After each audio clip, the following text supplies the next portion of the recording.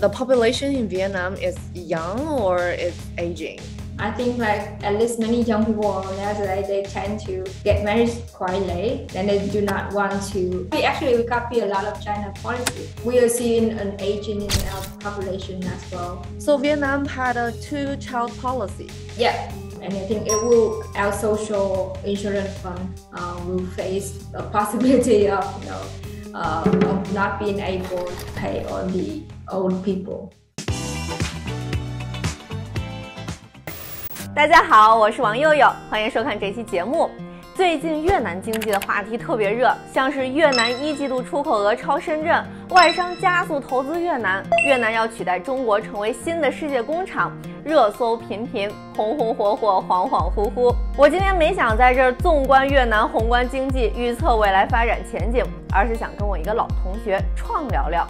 在全世界都在看向越南之际，越南的年轻人过得怎么样？Trang是土生土长的越南人，研究生方向是中国研究，毕了业之后回了越南，在一家投资咨询公司工作。You're in Vietnam now. What trend have you seen? Like right now, I think we still rely a lot on the cheap labor because I think our average labor cost is around like $3.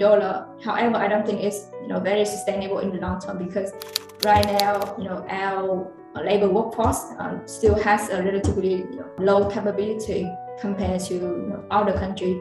Do people think that working in a manufacturing, like in a factory, is a good job? I have my relative living in Vũng Tàu, which is in the southern economic center, and he actually like near his farm. There was actually like several industrial parks, and so he said that many young people they don't want to do farming anymore because it's really heavy labor.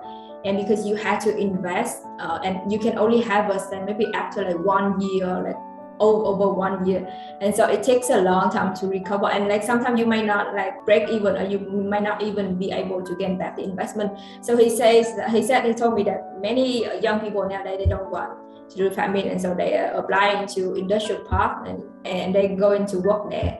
So the farming like only like old people would do the farming right now. After the pandemic, the many factory workers they quit their job and they turn to be a shipper, like Grab shipper. Uber only died in Vietnam, and then they only have Grab. So many of them choose to be food or delivery guys instead, because at least they can earn a little bit more. The population in Vietnam is young or it's aging? Because I think like at least many young people nowadays they tend to get married quite late. I think it's the same everywhere. Then they do not want to, because the limit before that every household can have only 2 children. Now they leave that one because they want to encourage more birth.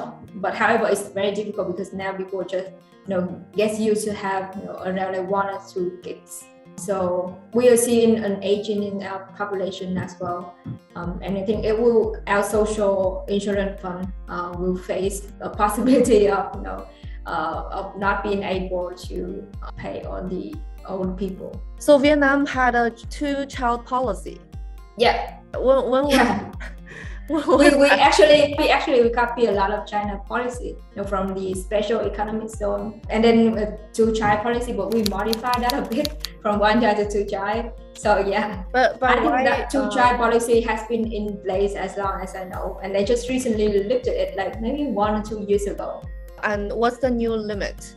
It's as many as you want, or it's maybe like 3 or something. Yeah. And people don't want to have more kids. Yeah, because they need to be more investment for the third kid. So unless you're in like a really wealthy family and then you really want to have like big family, then they will go for third kid. But otherwise, most people will just have 1 or 2. Young people don't want to have that many kids. Yeah. Same. Because they want them to have a good education and like good at everything, but you can't really afford. Yeah, it's increasingly like more expensive to live in big cities. It costs to buy a house compared to before, and compared to what you earn monthly. Like I think it takes on average like 50 years and 60 years something for an average person to be able to buy maybe a studio apartment here. And maybe by the time I can buy that studio apartment, like the low value studio apartment might not be available in the market anymore. So that's a big issue. And then that's why like many young people cannot afford to buy a house, and then let alone like having kids and raising them is more costly than our time. If you just send them to public school, for example, maybe if they're in primary school or something, it might cost like at least like 500 per month for all of their costs and stuff. So, and then I think among my friends, I think the average monthly salary is probably like $1,000 US. Yeah, around that. So you mean the salary? Yeah. So it's a lot for young parents. 2014-15, I was in DC, and a lot of my friends told me, oh, like you should go to Vietnam and like buy an apartment because it's like going up so quickly. Was that true? Like just very recent, maybe a decade or two, the housing price went up so much in Vietnam. So there's no way you can buy any apartment here if you had less than 50,000 US dollar. And if you want to buy a decent one, I think it has to be like, if you look at maybe 2-bedroom or something, I think it's probably hard to be 200,000 US dollar something, because we have a limit the foreign people that can own a house in Vietnam. I think that foreigner can only buy certain type of houses or apartment here, and then like the maximum number of owning will be 50 years or something. And I think like for local people like me, like we start to invest in because we cannot afford houses in big cities, so we see a trend investment, like many people would go to adjacent like neighboring provinces or like other like more rural provinces, and they will buy land and then they will sell it in a few years. So it's like flipping, and then they gain some kind of profit from doing that, because it's way cheaper if you buy land somewhere, maybe in rural, for example, like in central. And so you just buy the land, but you don't do anything. You just wait. Yes, or maybe then we upgrade it into livable, from like agricultural land to livable land, and then we sell it back. So we upgrade, or maybe we can wait for a few years. So we see the trend in investing in rural areas. Oh, you mean like change from agriculture to like maybe change the land use purpose, or residential? Yeah, land use purpose. Yeah, basically that's what we do. But that is really difficult because not everyone has the kind of connection to be able to convert that. So you need to have a really close relationship with the local authorities to be able. You need to know someone. Yeah. 大家听完创说的有什么感觉？是不是似曾相识？